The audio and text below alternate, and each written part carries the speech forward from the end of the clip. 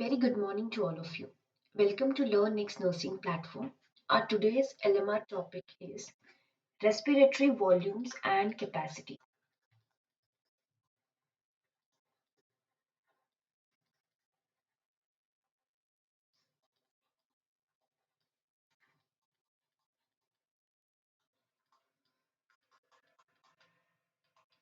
Okay. See, respiratory volume और respiratory capacities को समझने के लिए हम पहले एक एक करके देखेंगे. Then we will come to this diagram. Okay. See, सबसे पहले हमको पता है कि नॉर्मली जब हम इंस्पायर करते हैं एयर और एक्सपायर करते हैं तो एक वॉल्यूम है. ठीक है, दैट इज टाइडल वॉल्यूम, जिसको हम VT भी लिखते हैं और TV भी लिखते हैं. कितना होता है ये? हमेशा constant. It is 500 ml. What is tidal volume? It is volume of air inspired और एक्सपायर्ड ड्यूरिंग नॉर्मल रेस्पिरेशन. ठीक है, नॉर्मल रेस्पिरेशन के टाइम पे जो वॉल्यूम इंस्पायर और एक्सपायर के टाइम होती है दैट इज टाइडल वॉल्यूम. ठीक है, पहले इंसर्ट हुई, देन एक्सपायरिंग के टाइम यही बाहर आ गई. ठीक है, अब ये तो नॉर्मल हो गया. नॉर्मल इंस्पिरेशन, नॉर्मल एक्सपिरेशन के बाद आप फोर्सफुली कितना वॉल्यूम और लंग से बाहर निकाल सकते हैं, उसे हम कहते हैं expiratory reserved volume.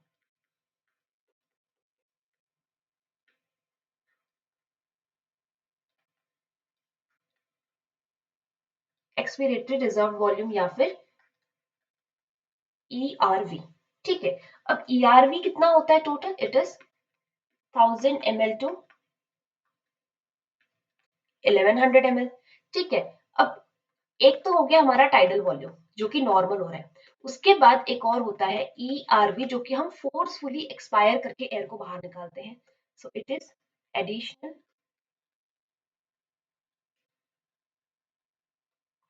Volume of air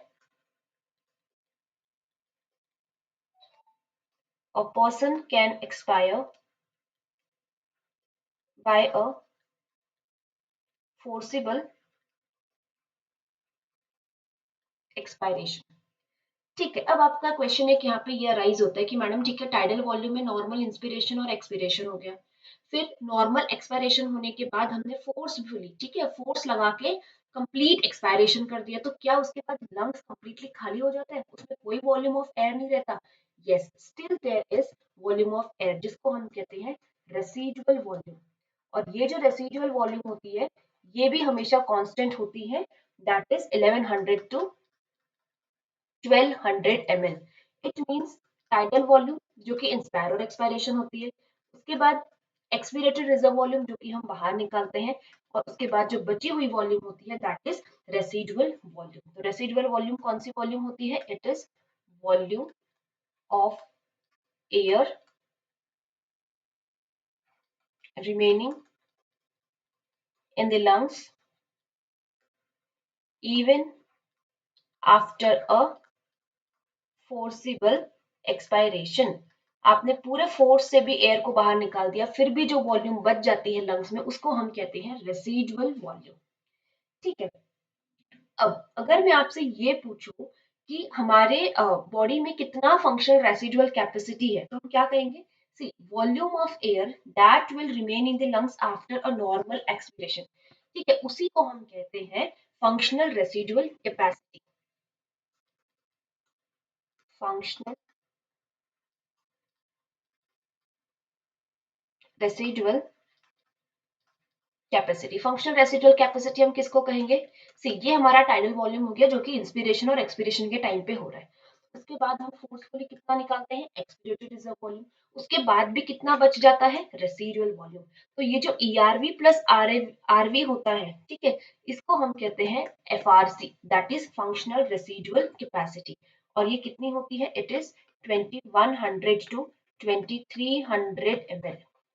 ठीक है, what is functional residual capacity? Right down volume of air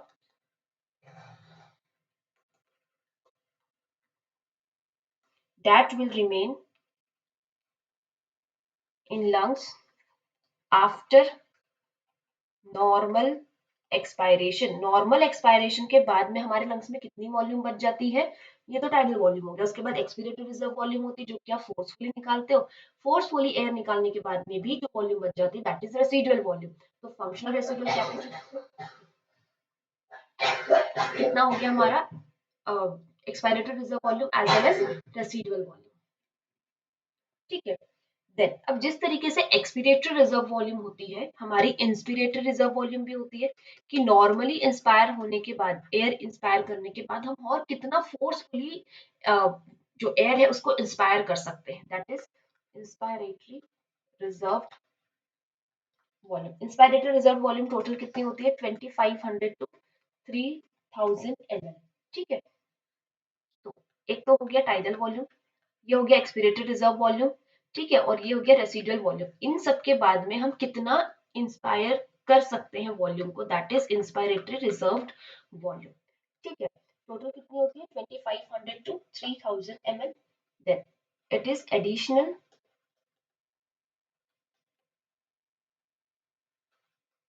volume of air a person can inspire by a forcible inspiration। ठीक है। फोर्सफुली कितना ज्यादा वो एयर अपने अंदर में रिजर्व करके रख सकता है, that is inspiratory reserve volume. See अब अगर हमने देखा, हम हमारे डायग्राम पे जाते हैं। आई सेड कि हमारा इंस्पिरेटरी रिजर्व वॉल्यूम, ठीक है, उसके बाद में दिस ब्लू हमारा टाइडल वॉल्यूम। टाइडल वॉल्यूम के ये तो नॉर्मली इंस्पायर और एक्सपायरेशन है, ठीक है। उसके बाद में हम फोर्सफुली कितना निकाल सकते हैं, that is our expiratory reserve volume. और एक्सपीरेटरी रिजर्व वॉल्यूम के बाद भी जो लंग में बच जाता है that is residual volume. And IRV जो कि हम फोर्सफुली कितना इंस्पायर कर सकते हैं। तो हम कह सकते हैं कि ये कंप्लीट जो है IRV plus TV plus expiratory reserve volume plus residual volume is total lung capacity. Next is total lung capacity. हमारे लंग्स की जो टोटल कैपेसिटी होती है उसमें कौन कौन से वॉल्यूम्स आते हैं? हमारा inspiratory reserve volume, expiratory reserve volume, सबसे पहले तो हमारा टाइडल वॉल्यूम आता है, ठीक है, एंड द रेसिडुअल वॉल्यूम। ठीक है। और टोटल लंग कैपेसिटी कितनी होती है? It is approximately 4500 ml to 6000 ml। ठीक है। So write down total volume of air accommodated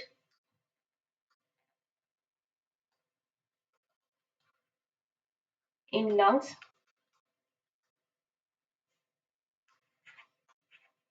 at the end of forcible inspiration.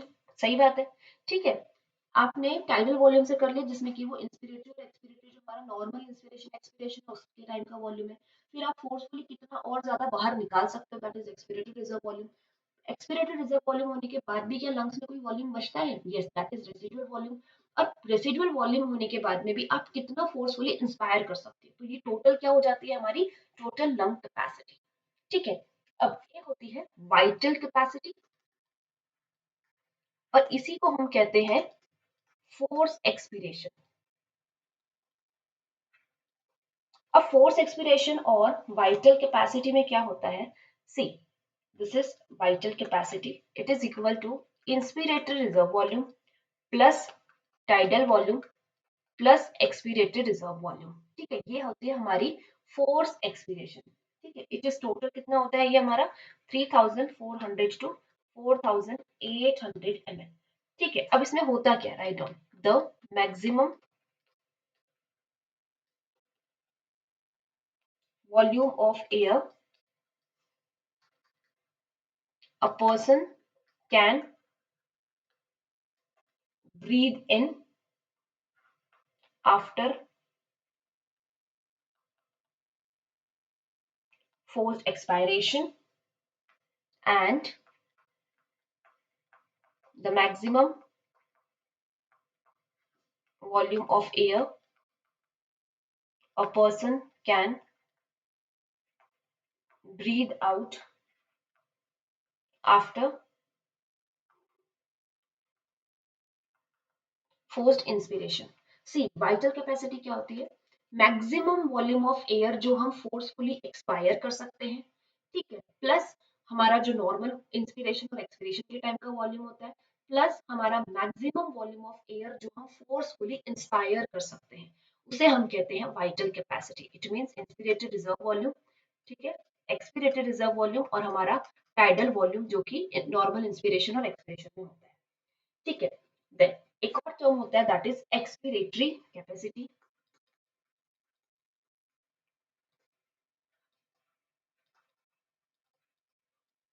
अब हमारी एक्सपिरेटरी कैपेसिटी क्या होती है? It is total volume plus expiratory reserve volume approximately 1500 to 1600 ml। ठीक है, हम कह सकते हैं कि एक्सपिरेटरी कैपेसिटी क्या है कि टोटल वॉल्यूम है, उसके साथ साथ जो हमारा फोर्सफुली हम एक्सपायरेशन करते हैं, ठीक है। So total volume of air a person can expire after normal inspiration, ठीक है, नॉर्मल इंस्पिरेशन होने के बाद में हम कितना वॉल्यूम ऑफ एयर को एक्सपायर कर सकते हैं, टोटल वॉल्यूम, ठीक है। टाइडल वॉल्यूम तो एक्सपायर होता ही है नॉर्मल इंस्पिरेशन में, नॉर्मल इंस्पिरेशन के बाद में, बट फोर्सफुली भी हम एक्सपायरेटेड रिजर्व वॉल्यूम को एक्सपायर कर सकते हैं, that is called as expiratory capacity. Same like that होती है हमारी इंस्पिरेटरी कैपेसिटी। अब इंस्पिरेटरी कैपेसिटी कितनी होती है? Total total volume, tidal volume plus inspiratory reserve volume, that is approximately 3000 to 3500 ml। ठीक, अब इसमें क्या होगा कि total volume of air a person can inspire after a normal expiration. एक फीमेल ने या फिर एक पर्सन ने नॉर्मल एक्सपिरेशन कर लिया है, नॉर्मल एक्सपिरेशन के बाद और वो टोटल कितना एयर इंस्पायर कर सकती है, that is her inspiratory capacity. So total volume of air a person can inspire after a normal expiration। सी यहाँ तक के अभी हमने क्या क्या देख लिया, देखो सबसे पहले we had started with the tidal volume, कितनी होती है? It is 500 ml। Then we had seen expirated reserve volume कि हम टाइडल वॉल्यूम नॉर्मल एक्सपिरेशन के बाद में कितना वॉल्यूम को, वॉल्यूम ऑफ एयर को और फोर्सफुली एक्सपायर कर सकते हैं, that is 1000 to 1100 ml। Then residual volume क्या होती है? टाइडल वॉल्यूम होने के बाद जो हम फोर्सफुली वॉल्यूम को एक्सपायर करते हैं उसके बाद हमारे लंग्स में और कितनी वॉल्यूम बच जाती है, ठीक है। देन आती है हमारी फंक्शनल रेसिडुअल कैपेसिटी कि हमारे लंग्स की कितनी कैपेसिटी है, ठीक है।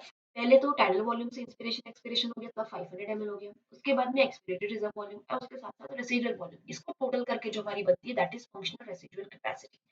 देन नॉर्मली इंस्पिरेशन एक्सपिरेशन करने के बाद, फोर्सफुली एक्सपिरेशन करने के बाद भी जो वॉल्यूम हमारे पास बच जाती है, उसके बाद हमारे लंग्स के अंदर और कितनी कैपेसिटी है कि हम अपने कितना डीप ब्रेथ ले सकते हैं, कितना और ज्यादा एयर को इंस्पायर कर सकते हैं, that is inspirated reserve volume. Then total lung capacity क्या हो जाएगी? टाइडल वॉल्यूम जो कि नॉर्मली होती है, फिर फोर्सफुली एक्सपायर करना, फोर्सफुली इंस्पायर करना, एज वेल एज जो हमारी रेसिडुअल वॉल्यूम होती है constant, that is total lung capacity. ठीक है, टोटल लंग कैपेसिटी के बाद हमने देखा वाइटल कैपेसिटी। वाइटल कैपेसिटी क्या होती है? जिसमें हमारा टाइडल वॉल्यूम और टाइडल वॉल्यूम के बाद हम एक्सपायरेटरी कितना फोर्सफुली एक्सपायर कर सकते हैं और कितना फोर्सफुली जो है हम इंस्पायर कर सकते हैं। तो यहाँ पे टोटल लंग कैपेसिटी का एक और फॉर्मूला, ठीक है, it is we can say tidal volume, inspirated reserve volume और ईआरवी को हम वाइटल कैपेसिटी भी कह सकते हैं, एंड रेसिडुअल वॉल्यूम। तो टोटल लंग कैपेसिटी के दो फॉर्मूले बनते हैं, vital capacity plus residual volume as well as tidal volume plus inspirated reserve volume plus expirated reserve volume plus residual volume. ठीक है, उसके बाद में हमने देखा एक्सपायरेटरी कैपेसिटी की नॉर्मल इंस्पिरेशन के बाद में, वेट या नॉर्मल इंस्पिरेशन के बाद में हम कितना एक्सपायर कर सकते हैं एयर को, ठीक है। टाइडल वॉल्यूम को भी करते हैं और फोर्सफुली एक्सपायरेटरी रिजर्व वॉल्यूम को भी करते हैं। इंस्पायरेटरी कैपेसिटी में क्या होता है कि अगर हमने एक बार एक्सपिरेशन कर ली है, उसके बाद हमें इंस्पायर करना है, तो हम कितना डीप ब्रेथ कर सकते हैं, हमारे लंग्स की कितनी कैपेसिटी है इंस्पायर करने की, दैट इज इंस्पायरेटरी कैपेसिटी। अब यही सारी चीजों को इस एक डायग्राम, ठीक है, जिसमें आपको कलर कोडिंग से बताया हुआ है। सी ये है हमारा inspiratory capacity, that is our inspiratory reserve volume plus tidal volume, ठीक है। देन फंक्शनल रेसिडुअल कैपेसिटी किसको बोला गया है? सी ईआरवी प्लस रेसिडुअल वॉल्यूम को। देन वाइटल कैपेसिटी किसको कहा गया है? हमारे इंस्पिरेटरी रिजर्व वॉल्यूम को, टाइडल वॉल्यूम को एंड ईआरवी को। एंड टोटल लंग कैपेसिटी किसको कहा गया है? हमारे आईआरवी को, ठीक है, इंस्पिरेटरी रिजर्व वॉल्यूम को, टाइडल वॉल्यूम को, एक्सपिरेटरी रिजर्व वॉल्यूम को, रेसिडुअल वॉल्यूम को। ये जितना हम सबने पढ़ा ये एक डायग्राम से आपको बताया गया है। Clear? Okay, so thank you. ये जो रेसिडुअल रेस्पिरेटरी वॉल्यूम और कैपेसिटीज है, these are very important for exam point of view. कभी इनका एमएल में जो मैंने बताया 500 ml हमारा टाइडल वॉल्यूम होता है, अमाउंट पूछ लेते हैं, ठीक है, कभी इनकी डेफिनेशन क्लियर कट पूछ लेते हैं। सो ये आपके आने वाले हर एग्जाम के लिए ना बहुत इंपॉर्टेंट रहेगा। सो thank you everyone, I hope this video will be helpful for all of you.